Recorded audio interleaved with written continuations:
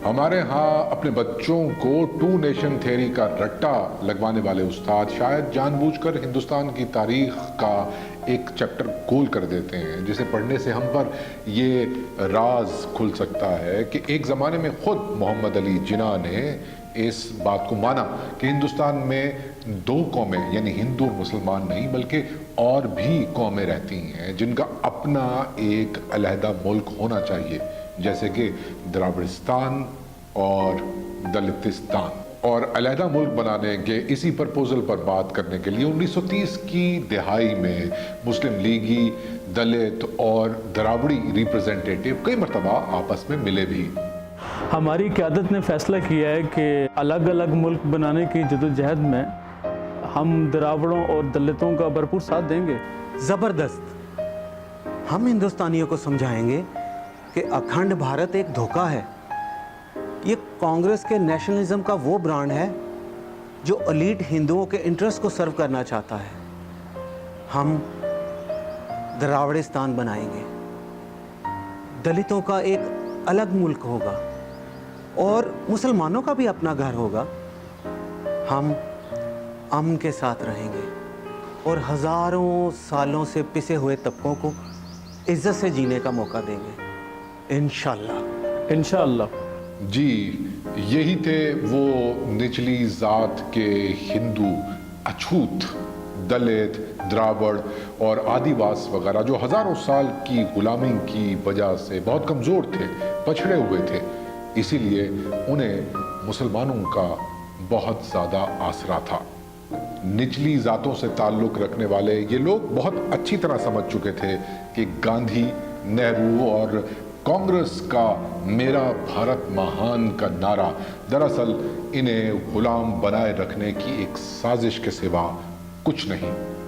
Ramasamy Pariyar south India के वो बड़े लीडर थे जिन्होंने अखंड भारत के पीछे छिपे ब्राह्मण राज को एक्सपोज कर दिया। उन्होंने सच्ची रामायण के नाम से एक किताब भी लिखी जिसमें उन्होंने बताया कि कास्ट सिस्टम का सोर्स खुद हिंदू धर्म है, जिसने यहाँ के नेटिव आदमी को राक्षस या शैतान बनाकर पेश किया है। और यहाँ का नेटिव हजारों सालों की इस गुलामी और इंसल्ट से सिर्फ एक तरीके से बच सकता है और वो है अलहदा मुल्क, द्राविड़िस्तान। भारत तेरे टुकड़े होंगे इंशाअल्लाह, इंशाअल्लाह। और इधर दलितों के लीडर डॉक्टर भीमराव अंबेडकर, एक सियासतदान, एक इंटेलेक्चुअल, एक रिसर्चर, उन्होंने भी ब्राह्मणिज्म को एक्सपोज कर दिया। डॉक्टर अंबेडकर ने हमें बताया कि दलित यानी समाज से टूटा हुआ ये तबका और कोई नहीं बल्कि वो लोग हैं जिन्हें ब्राह्मणों ने सिर्फ और सिर्फ धर्म के नाम पर हजारों सालों से नीच और अछूत बनाकर रखा हुआ है। डॉक्टर अंबेडकर ने ऋग्वेद पर खुलकर तनकीद की, जिसमें प्रोषा सक्तम जैसे श्लोक मौजूद हैं जो हमें बताते हैं कि शूद्रों को तो देवता ब्रह्मा ने खुद अपने पैरों से तख्लीक किया था और इससे जाहिर होता है कि उनका दर्जा समाज में सबसे नीचे है और उनके जिम्मे सफाई सुथराई का काम है।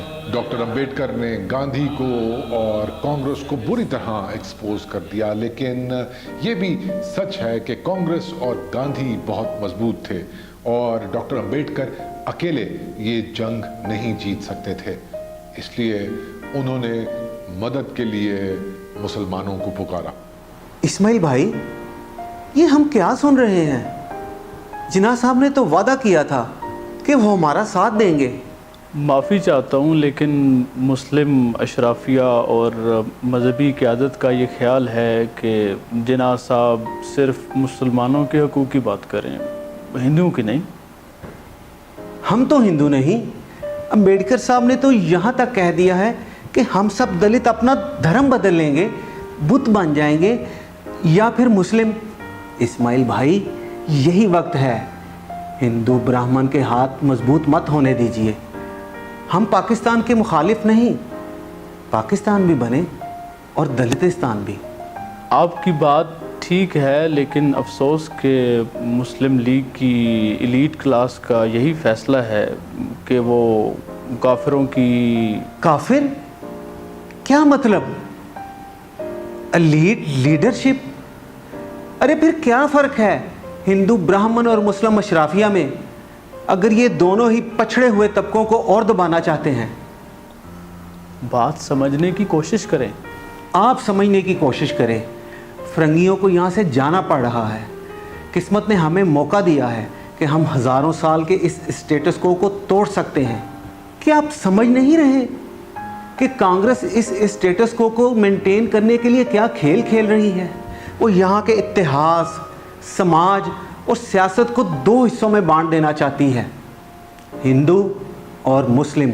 और फिर हिंदू मुस्लिम दुश्मनी ही भारत की पॉलिटिक्स के तमाम धाराओं को कंट्रोल करेगी। उधर से अल्लाह अकबर का एक नारा बुलंद होगा और इधर हर हर महादेव के हज़ारों नारों के नीचे हमारी आवाज़, दलितों की आवाज़, आदिवासियों, द्राविड़ों की आवाज़ दब कर रह जाएगी। हमें बीच रास्ते में मत छोड़िए। ट्राई टू अंडरस्टैंड, गांधी ब्राह्मण समाज का सॉफ्ट इमेज है। वो खुद नहीं जानता कि इंतहा पसंद हिंदू से यूज़ कर रहे हैं। उन्हें जैसे ही हिंदुस्तान का तख्त मिला, वो गांधी की भी छुट्टी करा देंगे और हमारे पास सवाए पछतावे के और कुछ नहीं बचेगा। डॉक्टर भीमराव अंबेडकर का विजन बिल्कुल ठीक था। पहले इंतहा पसंद हिंदुओं ने गांधी को कत्ल किया और जब कांग्रेस की जरूरत नहीं रही तो उसकी जगह भारतीय जनता पार्टी ने ले ली। और आज भी हिंदुस्तान में 30 करोड़ से ज़्यादा अछूत, दलित, निचली जात के मुसलमान, मसीही, आदिवासी और द्राविड़ सिर्फ और सिर्फ 6.5 करोड़ ब्राह्मणों के जुल्म और सितम का शिकार हैं। ऐसा नहीं होना चाहिए था, लेकिन ऐसा हुआ और न जाने ऐसा कब तक होता रहेगा। मैं ये बात मानता हूँ कि दलित तहरीकें और ब्राह्मण समाज के खिलाफ उनकी रेजिस्टेंस भारत का अंदरूनी मसला है, लेकिन हमें भी तो इस बात पर गौर करने की ज़रूरत है कि हम पहले कांग्रेस और अब बीजेपी के हिंदुवता के नैरेटिव पे अंधा यकीन करके, हिंदुस्तान के साथ नफरत करके, सब कॉन्टिनेंट की तारीख को हिंदू तारीख और मुस्लिम तारीख में तकसीम करके कब तक, आखिर कब तक अखंड भारत के बाजू मजबूत करते रहेंगे।